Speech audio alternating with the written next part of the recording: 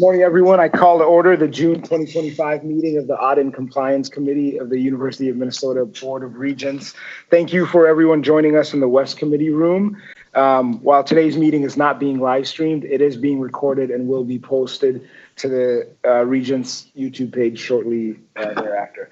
Let me welcome our student representatives today, Simon Moreno from the UMD and Jocelyn Stern from the Twin Cities campus. Thank you both for being here.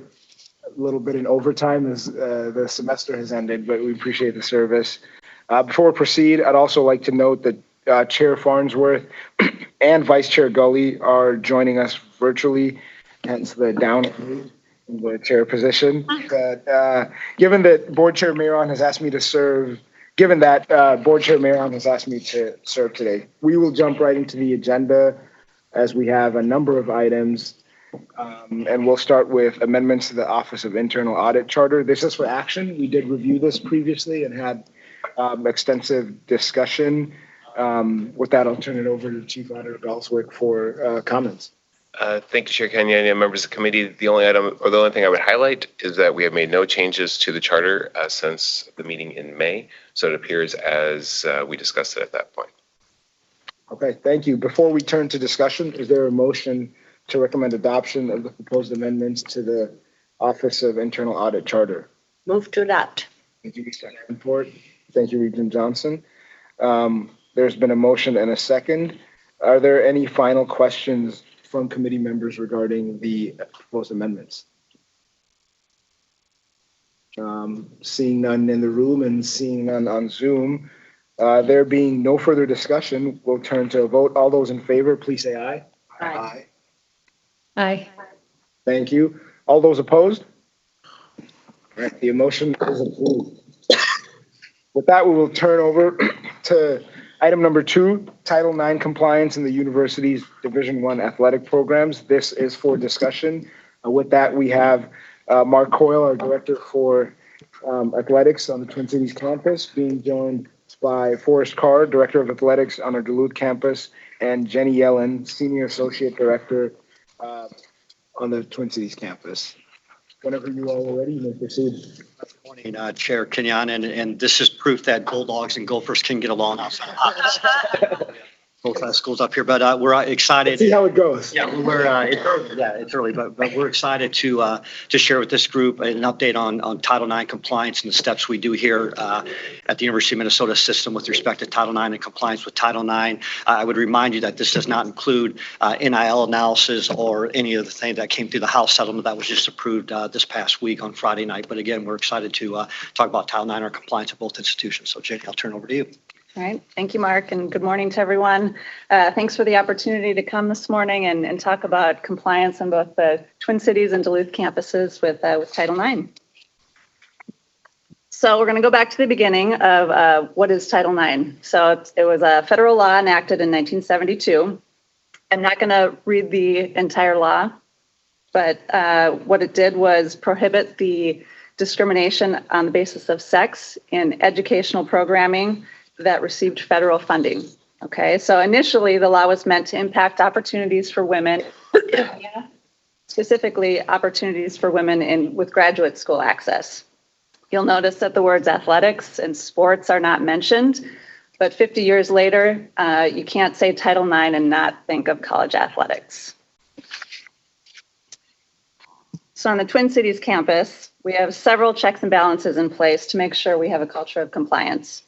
First, our Athletics Compliance Office, which reports to the university's general counsel, tracks our official participation numbers that are submitted to the EADA, and those numbers are also posted online each year. Our Director of Compliance and SWA meet twice a year to go over roster management. Our Athletics Department reports to multiple faculty committees on a regular basis each year, which also includes our faculty athletics representatives. Athletics also has an Equity and Diversity Core Committee. And lastly, maybe most importantly, gender equity and Title IX are discussed on a daily basis within our department. We don't make decisions or act without talking about how it impacts Title IX. Thank you, Chair Kenyana and members of the board. So similar to the University of Minnesota Twin Cities campus, we sort of look at Title IX in two different ways. There's the letter of the law and trying to make the numbers work, and that's very important. But there's also the spirit of the law and ensuring that gender equity is always taken into consideration in our daily decision making, and that's equally important. So very, very similar to what Jenny described on the Twin Cities campus. For us, the Office of the General Counsel reviews our participation and our athletically related financial aid numbers. They're submitted each year on the EADA report. They're posted publicly on umdbulldogs.com. Our Associate Athletic Director for Compliance regularly reviews roster management and athletically related financial aid. So that's Associate AD Abby Strong. She's with us here today, and we talk daily about these issues. Athletics, our department also reports to a UMD Athletics Committee. That committee is made up of 9 elected voting members and 3 ex officio non-voting members. And the committee meets monthly throughout the academic year and is empowered to advise the chancellor on matters related to athletics. In addition, our faculty athletics representative, Dr. Katie Schofield, is a member of the UMD Athletics Committee.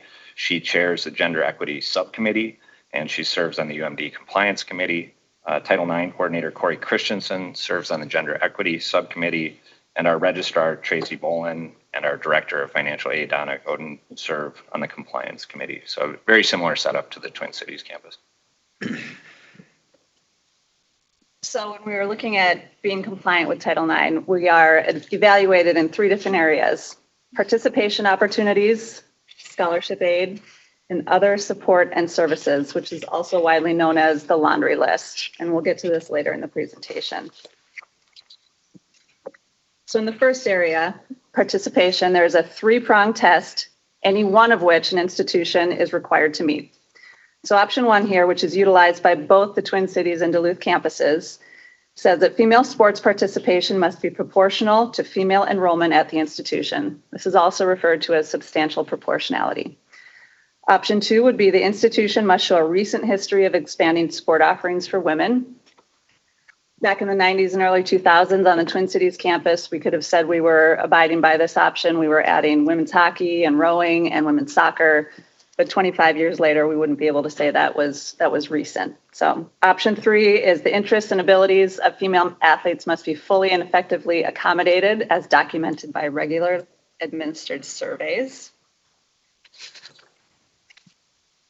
So looking at substantial proportionality, it's the ratio of male and female participation opportunities as compared to the male and female students in the full-time undergraduate population. It's also important to note that the duplicated head count is used when looking at these ratios. Duplicated means you might have 1 student athlete that fills more than 1 participation opportunity. So if you think of a track and field cross-country student athlete, that student athlete might be a cross-country runner. They may participate in indoor and outdoor track and field, which would be 3 opportunities for them. It's also important to note that participation has to be meaningful. There are a lot of things that go into that, but it can mean access to coaching. It can mean having the ability to practice and also the ability to compete. So looking at our enrollment numbers and how they compare to our participation numbers, I'm not going to read all these numbers, but we'll draw your attention to the campus enrollment percentage of 54.18%, and then our athletics duplicated female student athlete percentage of 53.7%. So those are very close. We'll move down to this Title IX formula, which gets us to this calculated disparity of 7.38. I know it's a lot of numbers, but what that means is if we added 7.38 female participation opportunities on our campus, then we would be in exact proportionality. Okay, so to determine compliance in this area, you're comparing that calculated disparity of 7.38 with the average women's roster size, which on our campus is 27. So if that number was up towards 27, 28, 29, we would be out of compliance and we would have to do something like add another female sport or look at our roster management situation. Hand over to Forrest. So very similar in the University of Minnesota Duluth campus. You can see there that the percentage of full-time undergraduate degree seeking students that are female students, about 49%. when we look at athletics participation and the duplicated female student athletes, about 49%. We use the same Title IX formula that Jenny referenced, and you can see there that we are within a half of a student athlete of being right at even. So there's a lot of work that goes into this to talk with your men's team coaches about where they should be targeting to keep their rosters. Sometimes things happen that are out of your control. You could have a student athlete who's a spring sports student athlete, but they decide to leave the institution over the holiday break. But we were fortunate here in this year to have it right at exactly even. So our second area of evaluation, financial aid or scholarship aid, athletically related financial aid must be awarded substantially proportionate to female and male athletes. Now, when we're talking about financial aid, we talk about unduplicated numbers. So you're looking at bodies of student athletes. So that's why the percentages are a little different. So if we look at our female percentage of 49.5%, you can see that our athletically related financial aid distribution to our females is 48.67%. So we are within 1%, which means we are compliant in this area as well. And similar for us in Duluth, you can see these are the unduplicated student athlete numbers. About 45% of our student athletes are female, and they receive about 46% of the athletically related financial aid. And again, you'd like those numbers to be within 1%. So I think both campuses are in line with proportionality and with athletically related financial aid. All right, and our third area of evaluation that we mentioned, the laundry list. I won't read all of these, but you can see these are all the different areas that we provide support and services for our student athletes. So we need to be mindful of how we are allocating resources, and it's not necessarily by team, but by individual male and female student athletes. That we could open up for questions. Thank you very much. We'll look at the committee members, see if there's any questions. Yes, Regent Johnson. Thank you. Thank you for your presentation. And I think for the first time, Bulldogs are outnumbering other folks. Yes. Thank you for the great to see you're in compliance. And I don't know, when you watch the news in Duluth, people are mainly paying attention to the sports and the weather. They sort of pay attention to the news. So it's always UMD and also equal time on television to women's sports and men's sports. I was just wondering, it sounds like you're totally in compliance, and that's terrific. Are there any challenges you face in all of this? It sounds like you diligently meet on it on a regular basis, and I'm just wondering challenges from the community or any place else. I think this Title IX has been a great success, and I think it makes the campus a better place. And I think I've talked to you, Director Carr, before about your athletes and their participation in community activities. They're seeking to do a land acknowledgement and my friend Doug Thompson's working with you on that. But I was just wondering what your main challenges are in making sure this is enforced and you're in compliance properly. Chair Kenyanya, Regent Johnson, thank you for the question. I would say one area, and looking back at the laundry list, it's called the publicity, promotion, and marketing item, but obviously 50 years ago, sports weren't on TV as much as they are now. And I would say the challenge we have is that we can only control what is under our control. So sometimes we would prefer to have more of our women's sports on BTN or on ESPN, but we can't control all of that. So I would say that's partially a challenge. Now we've gotten really good at streaming our sports and putting it out there on our platforms and doing what we can to promote and put light on our women's sports, but we just can't always control that. Thank you. Regent Johnson, any follow-up? Pardon me? No follow-up? No. Were you going to say anything, Director Carr? Yeah, I think one challenge is just making sure that you're communicating the details on a regular basis to coaches and staff. So you can kind of set the budget, you can set the framework, you can set the expectations, but then it's checking back in and saying, we want to make sure that our teams, when they're on the road, they're only sleeping with one student athlete in a bed, 2 beds in a room, 2 people, making sure that you really have that follow-up so that things are happening equally for both genders. It's part of what we do as administrators, but it's always keeping on top of that. Thank you. Thank you, Director Carr. Regent Davenport. Thank you, Chair Kenyanya. And that was an excellent presentation. That having lived through that, and if I might just meander a little to my question, Please. Because having lived through that at a time when there was limited participation for women. I could join a swimming team. That was about it. That's what I did. But in the meantime, girls were in anticipation of Title IX, and as it got implemented, we're starting younger into sports. And then they could just beat the heck out of us older girls. So anyway, I appreciate the roster management, and I'd call it a realignment that we did several years ago, and that meaningful participation, that piece of that, what I'd call realignment, I think was appropriate. And so thank you for that hard work and the hard decisions that came with that. So my question is, young girls, young boys, how do we interact? And I'm thinking especially when we look at equity, and we're not quite there yet, but we're really close, interact with young girls through camps, coaching, campus visits, all that kind of loyalty branding to Gophers. I'm guessing we do a lot of that. My daughter came to cheerleading camp many years ago.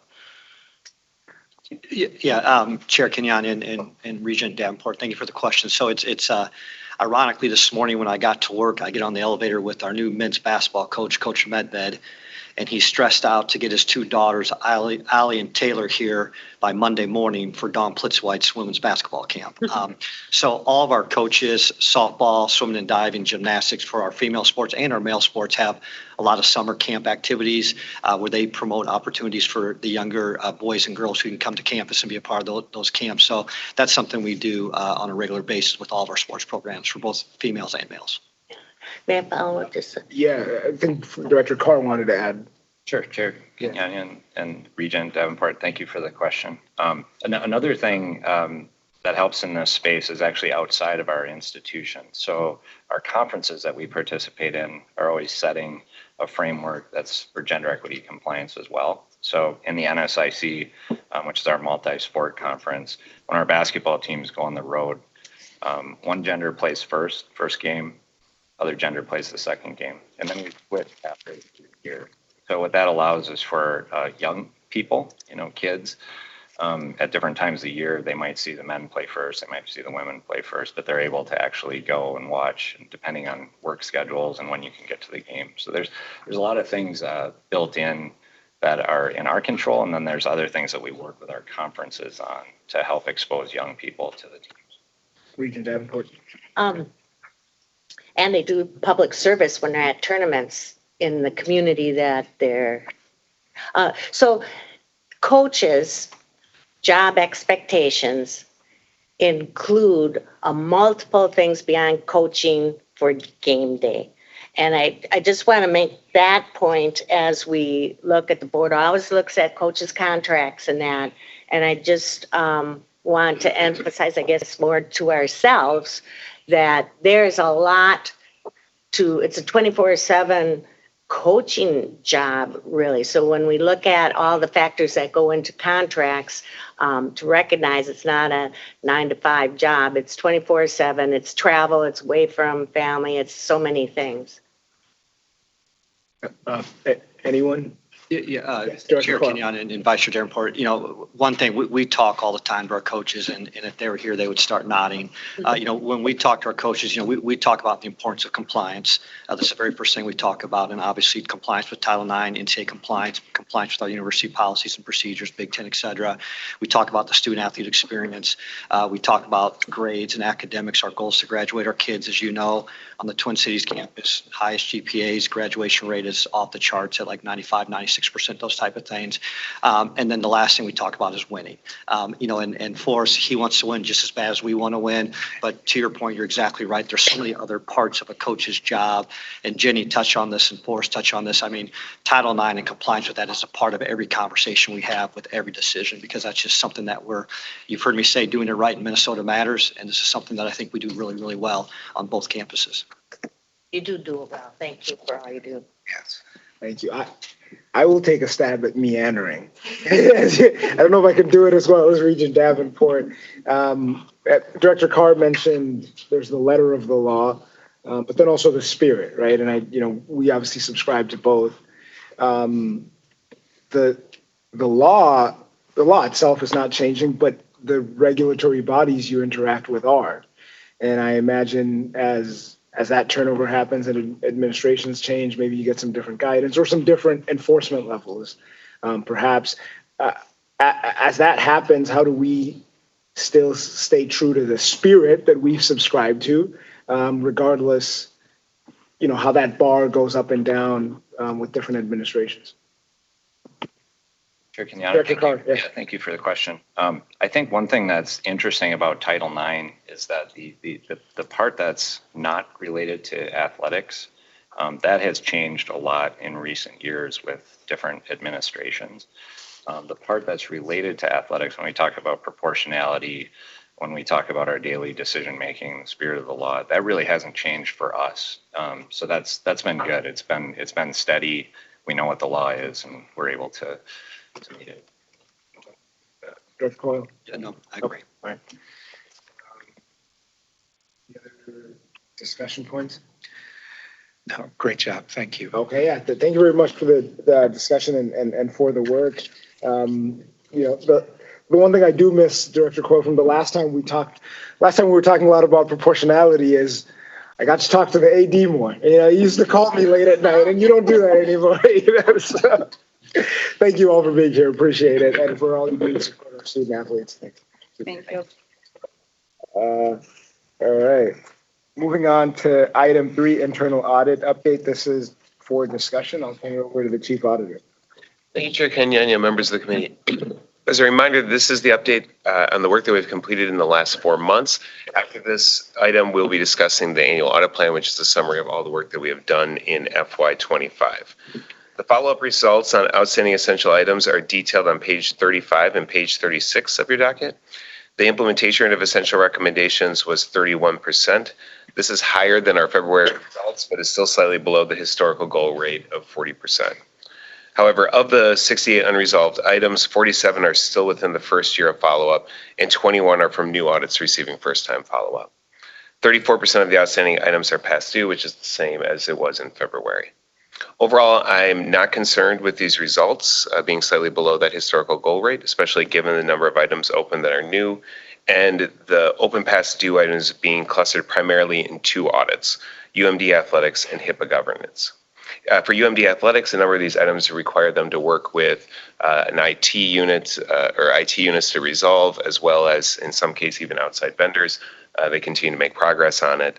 For the HIPAA and governance and oversight, it includes a large number of issues involving kind of broader governance questions that the senior leadership is working to address. So again, I think good progress is being made. However, as always, I will inform university leadership and the committee if additional support or pressure to remediate these items is needed in the future. As previously discussed with the committee, we are proposing moving to a more holistic review of follow-up results. So going away from our historical 40% goal rate and more looking at a complete basket of various metrics that we look to inform my opinion, so I can help give you a better understanding of whether we think that the administration is making good progress on the remediation. Going forward, we plan to eliminate the schedule on page 35, and instead we'll use the schedule on page 36 of your docket is the proposal. Again, if the committee has any feedback on that, though, let me know. There are 3 audits that have a total of 4 items that have been open for longer than 2 years. Those are detailed on page 37. These are University Health, Safety, and Risk Management, where they continue to work through a very broad effort to improve the safety training and tracking mechanisms at the institution. They plan to have this completed in the fall, which is great news. School of Dentistry, they continue to work through some accounts receivable issues that have been slowed down due to staffing constraints, as well as some vendor issues. And finally, the Bell Museum, which they're working through their inventory and valuation processes. These have been also constrained by staffing, as well as actually some facilities issues that they have, which are detailed in your docket. There are also 7 audits that remediated all remaining high-risk items. Those are listed in your docket. Kook, Boynton Health, CIDRAP, ESPM, Men's and Women's Hockey, School of Music, Department of Theater, Arts and Dance. So a number of audits doing a lot of work there in order to get to that good results, and we always want to give them a shout out when they do that. So for the completion of recommendations by audit report fiscal year, page 38 of your document materials. This is a schedule that we only include in the June document materials. Again, it's another way of trying to visualize and get an understanding of how the administration is doing on remediating issues. The main goal here is to look at the issues in which are taking 2 years or longer, or even 1 year or longer. And so you can see that there has been a reduction in the number of items that are taking over 2 years. And I think that's an overall a positive result, even though there are still a number of open items. So there are 2 other proposed changes on the follow-up processes that I want to highlight. So first, in alignment with streamlining reporting as discussed in the May committee meeting, we are proposing the removal of the progress and implementation of audit recommendations schedule, which is the pages 39 through 49 of your docket. This document shows updated visual depictions of the audit report bar charts as high-risk items are remediated. And I'm proposing to remove this schedule for a few reasons. First is that internal audit, we don't do follow-up on the medium risk or the yellow items on there, so the bar chart doesn't really reflect the current control environments. We only are removing the red. It frankly just takes a considerable amount of time to update these charts, administrative time, and I have never been asked any questions about it whatsoever at the committee. So I'm proposing that we remove it, but if anybody really likes those visual depictions, let us know and we'll keep doing it, but looking to try to streamline some of our reporting. The other proposed change is a reminder that in going forward next fiscal year, we're moving to rating our issues or control gaps as high, medium, and low instead of the essential and significant implementation. So going forward, you will see this listed as the remediation of high-risk control gaps. On page 50 of your document material, there's the audit activity. This details the last 4 months of work that we've completed, which includes the completion of 9 audits and 1 limited transition review. Audit reports completed include 8 standard audit reports. 4 of those are rated as good and 4 were rated as needs improvement. Given the full agenda today, I won't go through all the good reports in detail, but I need to note there was 1 high-risk issue in the good rated biosafety level 3 lab safety audit, where management currently does not agree that there's an issue to be resolved. So it's issue number 2. This involves the handling and securing of shipped infectious biological materials. However, management plans to review their processes, and if ultimately they choose to accept the risk, I'll bring this back to the committee to have them discuss it, but we'll see if they identify a process in order to remediate this. There are 4 reports that are rated as needs improvement in the document materials. These are the Morris Campus, Data Management, Cloud Computing, and Landscape Arboretum. For Morris, this audit is a very broad scope. As a reminder, this is a full campus audit, so that's part of the reason why you end up with a number of issues. For the Morris Campus, Rochester, and Crookston Campus, that's how we approach that audit. But there were a total of 20 high-risk items identified. Several of these issues are related to IT, where Morris has a relatively independent IT department, and they are managing some systems and some structure that is fairly significant. There were also some notable issues identified with the Morris Public Safety Department. I will say many of these issues that were identified, I think ultimately stem from a relatively lean, just given the budget constraints and the number of things that are required to run a campus. Data management is another audit report that was also rated as needs improvement. As a reminder to the committee, this audit was initiated upon board request post the 2023 data incident. The audit looked at general data management practices with particular focus on the large central repositories of administrative data. What we found is while considerable efforts have been made to improve data governance and catalog enterprise data, several gaps still need to be addressed, including establishing a data management framework, improving the inventory of university data, clear roles and responsibilities, and clarifying data retention policies, procedures, and practices.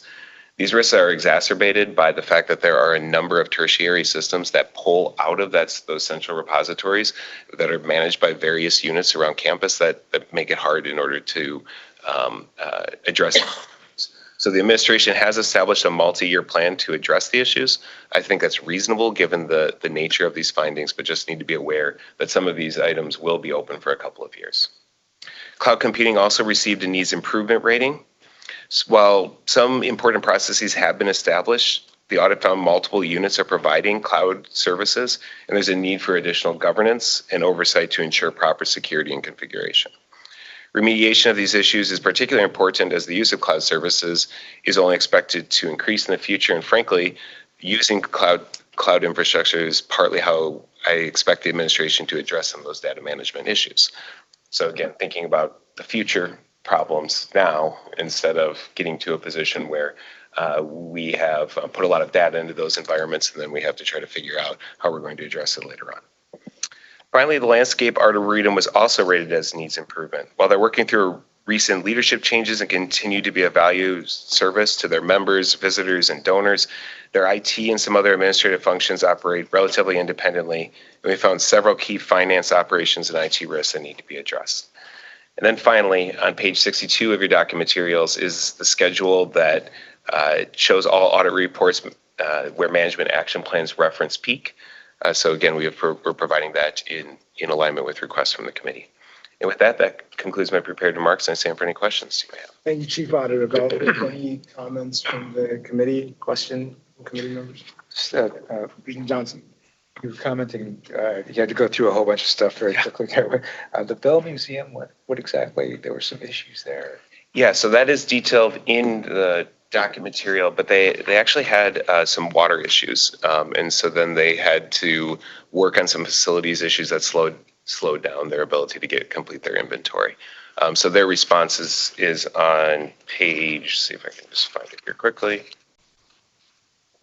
It's on page 37 of the document materials if you want to see their written response. Thank you. Yeah. And do we need action on any of these items? No. Any other questions or comments? Chief Auditor, I'll throw a couple questions, reactions on a couple of those items. Thank you for the update. Well, I'll just pick up on the last thing you noted, that the follow-ups that reference peak, right? A while ago, we talked about how peak would allow audit to move to function rather than unit-based audits. And earlier you mentioned UMM, UMR, UMC are campus audits rather than functional. Is there any function where peak has already enabled or will soon enable you to do a functional system-wide audit rather than a unit audit? Yeah, thank you, Chair Kenyanya. So you're actually setting me up well for my audit plan discussion, but that's great. So again, when we think about audits, as you know, we think about them as the unit audits, which are more what I think of as verticals, and process audits, which are horizontal. And so there are certain processes that are more impacted by the peak implementation than others. And we have two of those that we're actually planning to have on our audit plan. So leave of absence is processes that have been updated, and there's additional items that are more centralized. Again, as part of a broader review of administrative processes in peak. And then we're also currently conducting an audit in purchasing, and we have another audit planned in purchasing next year, where I expect some of those operations are now running through the FinOps Center. where we're able to be able to look at it more holistically by saying, okay, if every unit has to go through this one place, we can look at it here instead of having to include that in our unit audits. So I expect it's going to be a lot of behind the scenes, frankly, that we'll continue to do unit audits for years where Right. again, we'll still go into Crookston, we'll still go into Morris, Will they scale down? but we'll start scaling down. So, and frankly, we have been doing that for years, even before peak, as you know, we had more standardized processes, but I see that as a way of just being able to reduce some of those items, you know, so that we're able to take a more holistic look at leave of absence and hopefully able to provide the committee a more, you know, robust opinion on how are we managing leave of absence everywhere versus I can tell you how we're managing leave of absence on, you know, the Morris campus, for example. And then in 3 years, I can tell you. And then I can tell you how we're doing it. Okay. That's helpful. And then just general commentary on kind of the change in reporting. Again, the committee's talked about this for at least a year now, probably longer. And, you know, it is a question of balancing the oversight responsibility, but then also we talk about resources and budget constraints, and it is time, right? Those emails we get every week of certain reports that can be quantified to a budget item. So definitely in favor of the streamlining, if you will. I think the chart you have proposed here kind of brings in the right elements, and I think the other item that probably, at least in my opinion, I think committee members would agree that would be of interest to committee members to be called out here, or as it comes up, and I think you already do this, is the when management accepts risk. And I imagine, which is probably the appropriate thing to do, you know, sometimes, but I imagine there's a statement or rationale will be provided. So, I mean, that'd be the other thing to call out on here. But otherwise, I mean, I do think this kind of brings in the correct elements. That 40%, we've talked about that a bit as well. You know, we've had discussions on is to just be sure we're not lowering the bar because we're not meeting it. Because frankly, for the past few years, I do think most audit reports have included we did not quite, you know, hit 40. So it could be that is the issue. And I think it seems that that's what you found, that this is not a perfect barometer anymore. So definitely in favor of trying something different, you know, as long as we're, you know, this is internal audit, not external audit. I mean, we're all friends here, you know, so if, you know, if the risks are being tracked and 40 is just not the right way to capture it anymore, I think the committee would be supportive of trying something else for sure. So just some reactions. Yeah, Chair Kenyon, a couple of thoughts on that. So yeah, as I explained to the committee before, and I think I even mentioned this in my May remarks, you know, again, I've always felt the 40% is an imperfect measurement. It's been around for 30 years, and that was part of the main reason why we said, let's keep this. But I think it really is more of an artifact of an era in which we did have a lot more of the individual small administrative items happening in the various units, and more of the issues we would identify could be resolved by, you need to use this form. Well, okay, we start using this form, we've resolved this, right? Versus when we think about, we got to implement a new system and I got to work with this vendor to get my data off of this old system, and I have to, and then all of a sudden they were expecting from the get-go, this is going to take a year and a half for us to get this done, but yet we're saying, well, no, if you didn't implement anything. And so then that becomes what is getting reflected. That's a lot different than we have to change I-9 university-wide. You got it. So there's, yeah, if there's going to be, not every essential is created equal. We do still have some that are really straightforward that, hey, you gotta get your background checks done, and then they go get their background checks done. But there are other ones where it's like, no, we have massive processes we need to realign. And so again, the 40% I just think is an imperfect measurement. And so when we look at page 36, these were some of the metrics that I tend to speak to, and that was what we're going for. I will say, if the committee has other metrics or items that you would want us to include, we'd be very open to that. There's obviously a lot going on this already, but you know, we have a little space in the bottom right corner. Maybe there's one last chart if there's something that you're looking for, you know, that I'd be open to providing it. But I will say, to your question or to your point on the acceptance of risk, I would always flag that on this document, and that will always be a formal report. If ultimately our professional opinion in internal audit is that this is still a high level of risk and management is choosing to accept it, we will come in, that's management's right, but we'll bring that to the committee and have them explain it to the committee to make sure that the board feels comfortable with that acceptance of risk. So that will always be flagged. That's relatively rare, but that has happened, as you know, you've been here a while. That's happened a couple of times since you've been on the committee. Okay, thank you. Seeing no other comments, I will leave it with you for the next item, internal audit plan. This is for discussion as well, Chief Auditor Belsworth. Yeah, if we can get the presentation pulled up here. All right. All right, thank you, Chair Kenyanya, members of the committee. Let's see if the technology works. Excellent. All right, so in today's presentation, I'm going to be talking through a few items. This is my annual presentation I provide to the committee every June. So I'll begin by talking through the FY 2025 audit results. I'll talk about our risk assessment processes and how we develop audit plan every year. So then I'll talk through the FY 2026 audit plan. There's some additional steps that we need to take this year related to the approval of that plan that I will detail as part of those remarks. I'll then talk about some of the internal operational items within internal audit, as well as some other communications that I'm required to provide to the committee by Institute of Internal Auditors standards.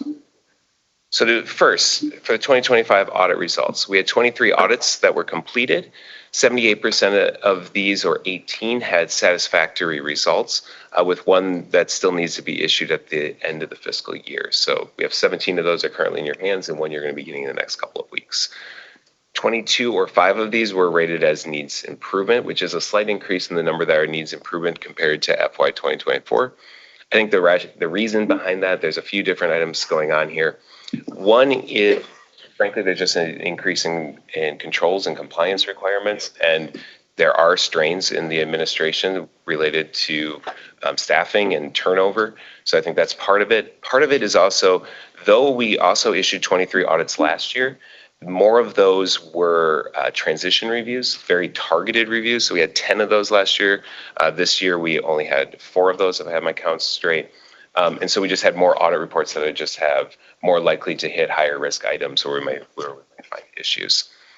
I do think overall that our results continue to demonstrate an overall culture of compliance and risk management at the institution, and which I think is just overall positive. I also want to note there are 11 additional audits that are currently in progress that we plan to complete in FY 2026. That is higher, frankly, than I would like. We are continuing to work through some staffing changes. It took us a little bit longer to hire some people than we thought. We've had a number of extended leaves due to medical, parental leaves, et cetera, that we're dealing with. And frankly, there was just some of the work from our carry forward in 2024 that took longer than expected. We also completed 8 investigations. We had special projects related to limited unit operation review, 1 SNAP review, and our annual gift testing that we conduct based upon the memorandum of understanding with the university's foundations, both out at the Arboretum and the university's primary foundation, Minnesota Foundation. I will say, real quick note on this, some of these numbers here are a little bit different than your docket. I'll get that updated in your docket. We had a number of reports that we had some last minute changes on. We were able to get 1 additional report out before the docket deadline. 1 other item is moving to next fiscal year. We'll get those updated, but the numbers you see here and the details you see in Appendix B are both accurate. So we'll get that updated. Other thing I should note is, as you know from my May presentation, this is in addition to all of the other work that we've been doing internally related to the QAR, which is a very, very big deal for us. And then the work that we've been doing to improve processes coming out of that quality review, as well as just trying to stay compliant with the changes in the Institute of Internal Auditors standards. So allocation of OIA resources. So what we try to do is we try to take all of the time that we have and we say, okay, how much time do we really have that we can schedule and budget for various activities? So the item, the chart on your left is how we budgeted for fiscal year 2025. That's kind of our historical numbers, if you think of it that way. That shows our actual results. Sorry, it's kind of small on the screen here. And then the item on the right is how we are planning on doing this going forward. So some differences here between the two. I mentioned this at the committee last year that we're planning on looking at updating our metrics. Part of this is to just provide you more transparency. Frankly, the historical metrics that the department was using.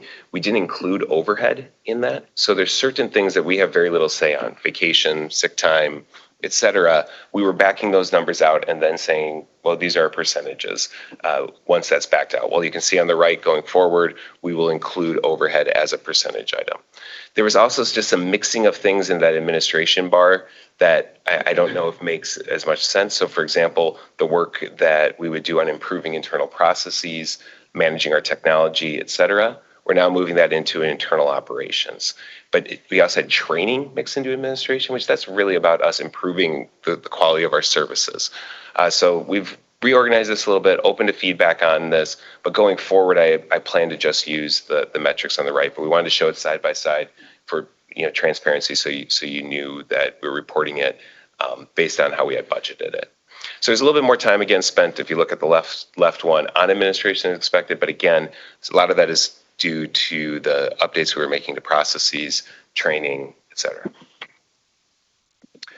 All right, so for the development of the audit plan. So we start by trying to throw a pretty big net for gathering information. So we internally, we run a bunch of metrics, reports, et cetera, looking at the financial situation, enrollment situation, all these different items so that we can get a sense of how are the units doing. We look at prior year audit work, see how long it's been since we've been in some key places, and we meet with a lot of people. So as you can see, this year we met with 129 institutional officials across 71 units. And that included making myself available to any regents that wanted to meet, and appreciate several of you taking advantage of that and giving your feedback on what you wanted us to look at. We also review recent publications for the top risks in higher education. We survey other university peers, especially in the Big Ten, but also across other R1 universities. And we review federal agency audit priorities.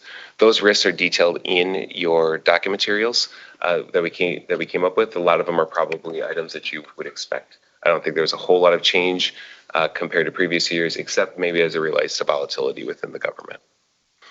For the audit plan development process, we run both the qualitative and quantitative factors to kind of think through what we believe to be our high, medium, and low risk units and processes.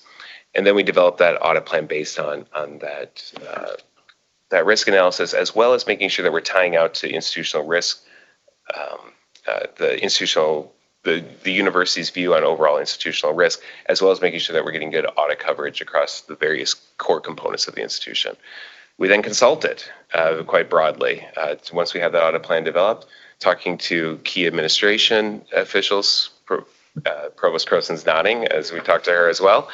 We talk to the president, we review it with committee leadership before it gets to you, and then it comes here where we're going to have to talk through both the discussion of the plan as well as ultimately move it for approval for both here and to the board. So again, as I mentioned briefly, some key themes identified: healthcare partnerships, enrollment and finance, staffing, information security, campus safety. Those are all items that I think you've seen in the past, and probably are items that, several of these might be on here every year. These are inherent risks. It has nothing to do with how we're managing it per se. This is a lot of this is just what the environment is. The government volatility is new though, and I think everybody's feeling that. All right, so once we have those risks established, et cetera, as I was mentioning, we then look to say, where do we want to put those resources between our potential unit audit, process audits, the organizational components, risk profile, et cetera. So one thing that we're doing, and we've been doing this for a number of years, and I'll talk about this a little bit more as it relates to approval as well, is breaking our audit plan down between Tier 1 and Tier 2. Institute of Internal Auditors standards require us to have a flexible audit plan. In today's world, a year can sometimes be a lifetime. And so we need to be able to swap audits in and out. And so what we are attempting to do is say with the Tier 2, if we need to swap something out, these would be the ones that we would swap out, while the Tier 1 are the ones who are making more of a formal commitment to the board that we will complete. We also look for special projects, including board requests or management requests. We reserve some time, as you can see, but back on our previous charts that I provided. We try to reserve some of that time for things that may come up through the year, but we also look for items as part of the annual audit planning process. Special projects will include the transition reviews, gift testing again. This year, we're also going to spend some time with the Special Olympics, where that's coming in June. We want to meet with the administration just to make sure that we're we're thinking through all of those administrative risks, et cetera, and I'll report back to the committee if we have any concerns with that. From a unit audit, so from our unit audit universe, so when we think about our audit universe, we have 175 units that every activity that happens anywhere within the university rolls up into one of those 175 units. And we think about those between high, moderate, and low. So we currently have 24 high, 36 low, 115 moderate. So when you see on the next slides that we spend most of our time in moderate or medium risk, that's why. All right, so for the 2026 audit plan. So the items in bold on this are the tier 1 audits. Again, the ones where we're making more of a formal commitment that we will complete. The tier 2 would be the ones that we would swap out if need be. So a couple of audits here to highlight. I won't talk through all of these in detail due to the limited time, but the university's police department. So a couple of things on this. This will be a broad review of risk related to any operations, compliance, their management, et cetera. It's been a number of years since we've been in there. We've done the UMPD in Duluth. We did that audit in the interim. And I want to contrast this with transition review. You're going to see a report here in the next month or two related to just the chief of police turning over. That's a much, much more targeted. This will be a broader review. In the moderate risk area, a couple of audits to highlight here. IACUC. So we have done audits in the past of RAR, so the management of research animals, and think of that RAR as more on the operational side and IACUC more on the governance side, policy setting side, et cetera. We haven't really done an audit of IACUC in the past. We relied on external reviews, et cetera, but I think it's appropriate for us to get in there and make sure that we are doing the right stuff from kind of what I would think of as a kind of a line 2 perspective, instead of just looking at the operational side. Mechanical engineering, we tend to do an audit in the College of Science every year. We break it down to different departments, so it's there up on the list. Minnesota Supercomputing Institute, we've done some touches into this space, but we haven't really done an audit of MSI. We're one of the largest supercomputers in the world, and to the point where researchers to get minutes on this, it's just an important resource, and they're increasingly trying to move into more private data, so we want to get some sense of the security there. For the university extension, that's, as you know, very, very broad operation. So this audit will be scoped down. We will not be giving you an opinion on every single center, every single department within the University of Extension, but we start with that, and then we'll do some risk assessments as part of audit planning.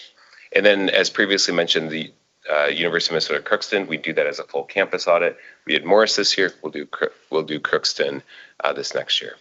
For low risk UROC, this is a research center that's located in North Minneapolis. Again, it's low risk, but we've never been there. Feels like it's good to make sure that we get some coverage.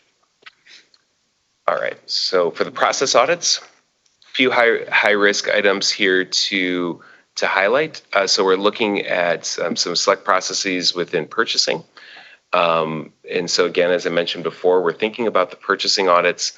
We're thinking about the purchasing audit both in terms of this is really more of, all these processes are more of the horizontal instead of the vertical.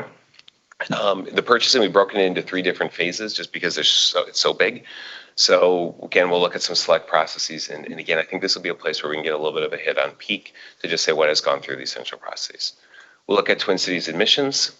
So again, been a number of years since we've looked at a lot of risk in this space. And so again, just think that's appropriate. From the athletics perspective, in the past, we've done audits of athletics where we are looking at more of specific sports. We hit those specific sports and look at NCAA compliance. We're trying to look at some additional processes. So both in terms of what we're doing this year and for next fiscal year. Here we're looking at the transfer process. The Clery Act compliance, again, this will be another process audit. So the Clery Act this is related to the reporting of various incidents on campus, gives us another hit on on campus safety risk. Speaking of risk, we tie out all of our audits to various items on this institutional risk plan. So we have these detailed here. We believe that we have good coverage of all those various institutional risks. We make sure that we have coverage across our various major components. And For my professional opinion, I believe this provides reasonable audit coverage across all major university components. It addresses key risks currently impacting the university, addresses risk areas identified by the board, and provides flexibility for addressing emerging risks. So for next steps. So we're going to need an approval of the audit plan, and that is as it's detailed on page 71 of your document materials. My computer's slept. So page 71 is really where we have this detailed out. So that we require approval both at the committee level, and then we'll require that approval at the overall board level. If we make any changes to the tier 1, we will consider those to be material changes that will be required to go back to the committee and to the board for review. And but we would be able to make changes to the tier 2 items as they would occur. And so those I would just inform the committee at our regular internal audit updates as I have in the past. Okay, so for some other communications that I'm required to provide, so internal audit budget and resources, as I mentioned to the committee before, we run at a structural deficit, as do a number of administrative units on campus. We make that work partly through staffing turnover, where if somebody leaves, we can save some money on that salary for a period of time that helps us build up reserves. But if everybody were to stay and we had no turnover, we would lose, approximately $200,000 a year. And we can weather that for a number of years, but that is a reality that we would have to face, and we would have to figure out other resources that occurred. Mike, we need you to stay. Don't stop. So anyway, so just want to make sure that you are aware of this. And so from a resource perspective, we are currently fully staffed for maybe the first time since I've been chief auditor. So as of just a couple of weeks ago. So that is the good news. For fiscal year 2025, I'm required by Institute of Internal Auditor standards to inform you if we have any scope limitations or impairments to independence. I don't believe we've had any of those, which is excellent. And we have identified no significant omissions or errors in our audit results to report.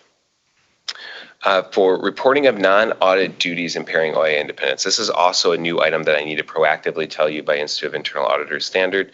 I serve as a voting member for the Institutional Conflict Review Panel and the Presidential Conflict Review Panel. And those were assigned to me by the board, so you are aware of that.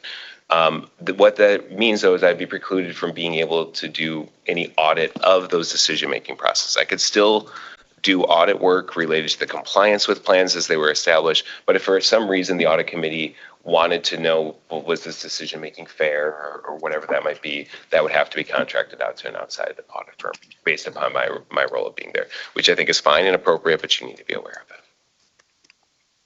And with that, I stand for any questions. Thank you, Chief Auditor. We are running behind on time, so we'll just have just under 10 minutes for discussions. Looking to committee members, Regent Davenport.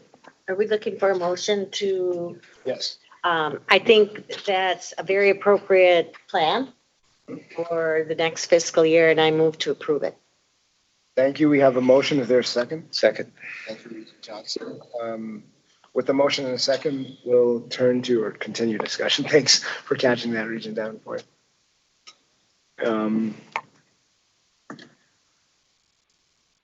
mean, and I can start. There's a lot in here, and you mentioned the process of, it's kind of like how you walked. It's like how a bill becomes a bill, kind of.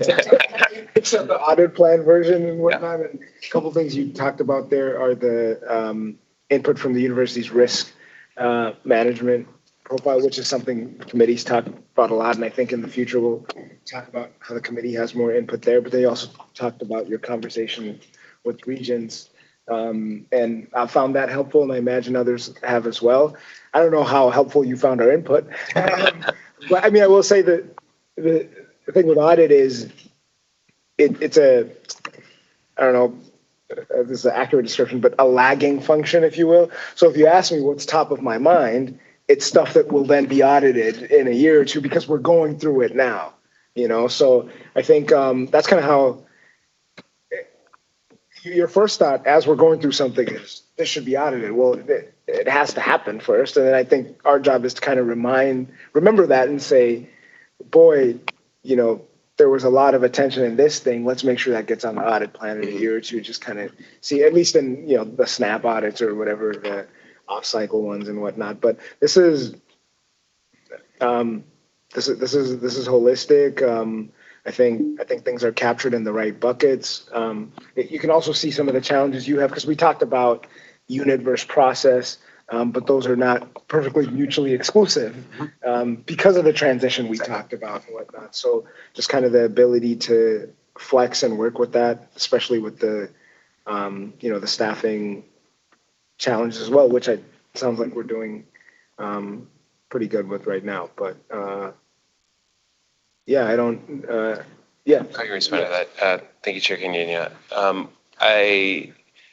I agree with you that audit is ultimately a lagging function. We're saying how are things managed after the fact. Typically, that is, I like to say there isn't an audit emergency. I mean, there's not someone who's like get the red phone to let's get an audit here. That's typically the case. But I will say we are able to provide our advising services, which I think are important. And so again, I think of places in which we are able to help the institution identify risk ahead of time and be able to say, can we try to address these things so that we never have a finding? And we try to do that through various committees that we are on. We try to do that through, regular meetings with senior leadership, et cetera, to make sure that we're covering those things.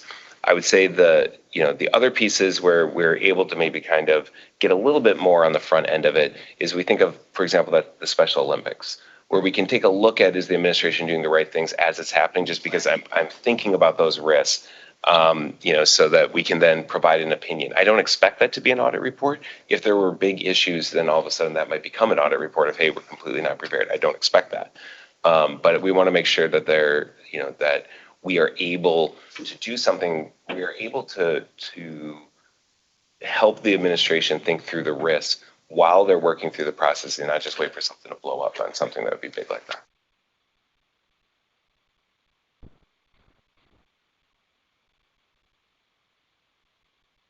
That's helpful. That you can get a red phone if you. Yeah, I know. I mean, there's been some investigations. Yeah. That makes sense, and I think that's why it's so important, the conversations we had with QAR folks, but then also within the committee about how the audit, risk management, and compliance align. Because I think once that's figured out, and it's not that it's not happening, but once it's kind of straightened out a little, then you kind of have the whole continuum covered. And it's not clear breakpoints that this stops becoming compliance and becomes an audit issue, or stops becoming ERM. It's a spectrum, if you will. Yeah. So I think hope the committee continues to pay attention to that. Seeing no other questions, I'll let you get a final word, and then we'll move to a vote. Yeah, excellent. So maybe a couple other things as I'm thinking through my remarks that maybe I should highlight for you. So if you look on Appendix C, that was where you'll see the details related to the new metrics versus the old metrics. The other piece that I was thinking about is I'm thinking about the purchasing processes, et cetera, with these select processes. That scope is still a little bit in the air. One area that we likely will be looking at, though, is senior leader expenses as part of that. So we'll think about how we want to scope that related to the board office, or related to board members, related to the senior leaders, deans, et cetera. We'll talk about that and work through that. But just in case, so if you start getting questions from us, there isn't a surprise. So I should make sure that I highlight that as part of our discussions. And those would be the key items. The other piece I would say, if I didn't say it before, we will update the document materials with those slight number changes. Again, it's really minor. I doubt most people will notice it, but we want to make sure that it's accurate. Okay, appreciate that. We will turn to a vote.